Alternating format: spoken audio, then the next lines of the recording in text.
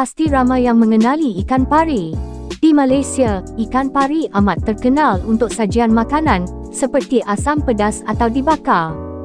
Semua sedia maklum, kebanyakan ikan pari yang dihidangkan adalah berasal dari laut. Selain dari nelayan, pemancing atau peminat ikan air tawar tempatan, pasti ramai yang tak tahu bahawa di dunia ini ada kewujudan ikan pari yang hidup sepenuhnya di dalam air tawar seperti di sungai. Malahan, ia boleh ditemui jauh ke hulu sungai. Begitu juga di Malaysia. Sebenarnya di Malaysia ada spesies ikan pari air tawar yang asli, namun sejak beberapa tahun yang lalu telah ada kemunculan spesies pari pendatang di perairan air tawar Malaysia.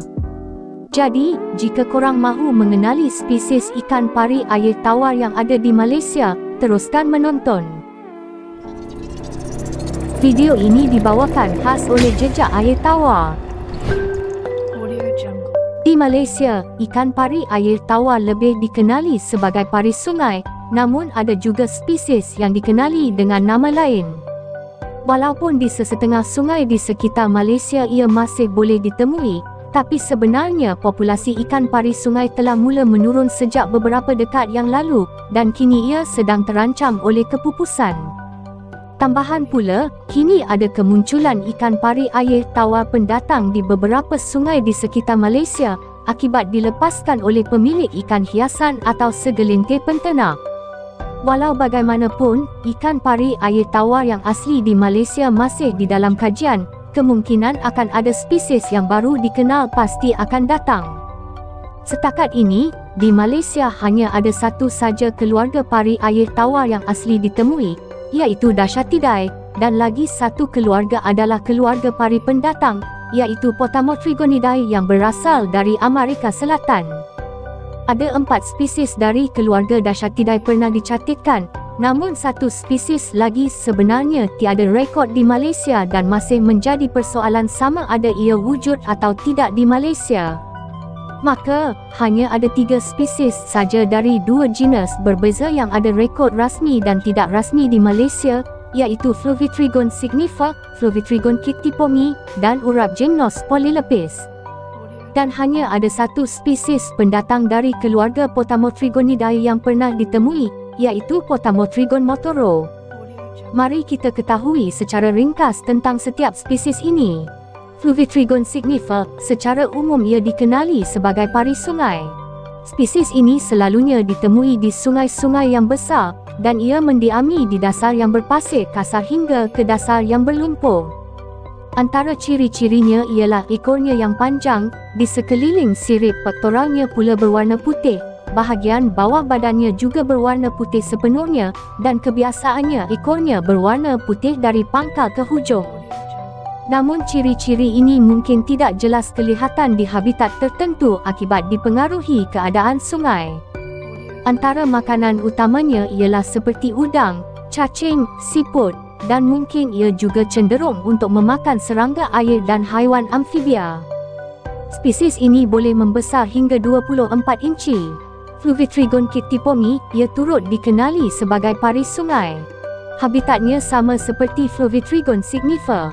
Dari segi ciri-ciri fizikalnya tak banyak berbeza dengan Fluvitrigon signifer, namun ia boleh dibezakan melalui warna badannya yang kadangkala kelihatan lebih gelap berbanding Fluvitrigon signifer, ekornya pula biasanya berwarna gelap, dan bahagian bawah sirip pektoralnya ada warna hitam yang pucat. Pemakanannya sama seperti Fluvitrigon signifer. Ia boleh membesar sehingga 11 inci. Urapgemnos polylepis, di Malaysia ia dikenali sebagai pari dulang. Ini adalah spesies ikan pari air tawar yang terbesar di Malaysia dan juga di dunia. Pari dulang juga mendiami habitat yang sama dengan kedua-dua pari sungai tadi. Antara ciri-cirinya ialah badannya berwarna kelabu atau coklat gelap di bahagian atas, berwarna putih di bahagian bawah, berwarna hitam di bahagian bawah sirip pektoral, dan muncungnya berbentuk lebih tajam. Antara makanan utama pari dulang ialah ikan, udang, siput, dan cacing. Seperti yang dinyatakan, ia adalah spesies pari air tawar terbesar di Malaysia kerana ia boleh membesar sehingga sekitar 87 inci dan beratnya boleh mencapai sekitar 300 kilogram. Lagi satu spesies yang masih tiada kepastian sama ada wujud atau tidak di Malaysia ialah Fluvitrigon oxyrhynchus. Spesies ini ada dicatatkan di Malaysia, namun tiada sebaran rekod yang ditemui. Antara ciri-cirinya ialah ia memiliki corak berbintik di badannya. Walau bagaimanapun, memang ada penemuan spesimen pari air tawar yang bercorak begini di Malaysia. Cuma sepatutnya Fluvitrigon oxyrhynchus memiliki muncung yang lebih panjang dan tajam, amat berbeza dengan spesimen yang ditemui ini memiliki muncung yang pendek. Maka, spesimen yang ditemui ini masih lagi dalam kajian oleh pakar untuk mengenal pasti identitinya dari segi DNA, genetik, molekular, morfologi dan juga ciri-ciri lain. Kebarangkalian ia adalah spesies yang belum pernah dicatatkan, atau mungkin ia adalah varian Fluvitrigon oxyrhynchus, atau mungkin juga ia hanyalah varian Fluvitrigon signifi atau Fluvitrigon kictipomi. Yang terakhir adalah spesies pari pendatang dari Amerika Selatan, iaitu Potamotrigon motoro, yang dikenali sebagai Ocelot stingray atau Peacock eye stingray. Ia telah dibawa masuk ke Malaysia untuk pasaran ikan hiasan. Jadi, ada pemilik ikan hiasan atau penternak yang tidak bertanggungjawab telah melepaskan spesies ini ke perairan. Antara ciri-cirinya yang mudah dikenali, ia memiliki banyak corak tumpukan kuning di badan dan bentuk cakera badannya adalah bulat, berbeza dengan spesies tempatan yang mempunyai muncung. Kini ia telah ditemui hidup dan membiak di beberapa sungai utama di sekitar Malaysia, antaranya ialah di Sungai Perak. Ditambah pula ikan pari sungai kini semuanya semakin terancam dan populasinya juga semakin menurun, terutamanya pari dulang. Ia tidak lagi boleh ditemui banyak seperti suatu ketika dahulu kerana pernah berlaku penangkapan yang tak terkawal dan juga kesan dari kerosakan habitat. Maka, kemunculan apa saja spesies pendatang yang mampu bertahan dan membiak di perairan negara kita sudah pasti sedikit sebanyak akan menambah lagi impak buruk ini jika ia menjadi lebih dominan, sama ada ikan pendatang tersebut menyebabkan persaingan habitat dan juga makanan, atau ia menjadi pemangsa utama. Oleh itu, kita haruslah menjaga kelestarian sungai, dan sebahagian hasil sumber sungai memang dicipta untuk keperluan manusia, tapi perlulah digunakan dengan cara yang berhemah, bukan dengan cara yang bakal membinasakannya atas tiket rezeki. Persoalannya, adakah kita akan melepaskan semula jika berjaya menangkap pari sebesar ini di sungai?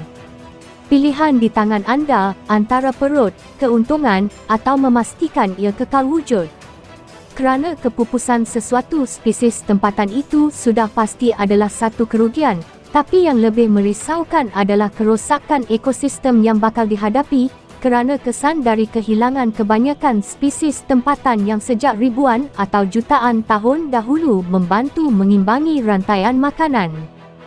Fakta yang harus kita ketahui ialah, kehidupan manusia amat bergantung pada ekosistem yang baik. Jika ada yang mahu cuba peliharanya, pari sungai memerlukan tank yang besar, sekurang-kurangnya 4 kaki ke atas. Dan pari dulang tidak sesuai dibela di dalam tank kerana ia boleh membesar melebihi dari 50 inci, oleh itu ia lebih sesuai dibela dalam kolam. Digalakkan untuk meletakkan pasir kasar atau batu-batu halus untuk meniru permukaan dasar habitat asalnya. Pam dan filter sudah pasti diperlukan, kerana ia perlukan sumber oksigen ke dalam air dan sistem penapisan air yang baik. Untuk sumber makanannya, digalakkan untuk memberikan makanan hidup seperti udang, mungkin ia boleh diajar untuk memakan jenis pelet tenggelam. Suhu air yang bersesuaian ialah sekitar 20 darjah Celsius hingga 28 darjah Celsius. Kadar pH yang bersesuaian ialah antara 6.0 hingga 8.0. Itu saja serba sedikit tentang ikan pari sungai. Semoga populasi kesemua spesies pari sungai di negara kita terus dijaga dengan baik dan membiak banyak semula di negara kita. Sekian dari Cik Siti Sepat. Assalamualaikum dan salam sejahtera.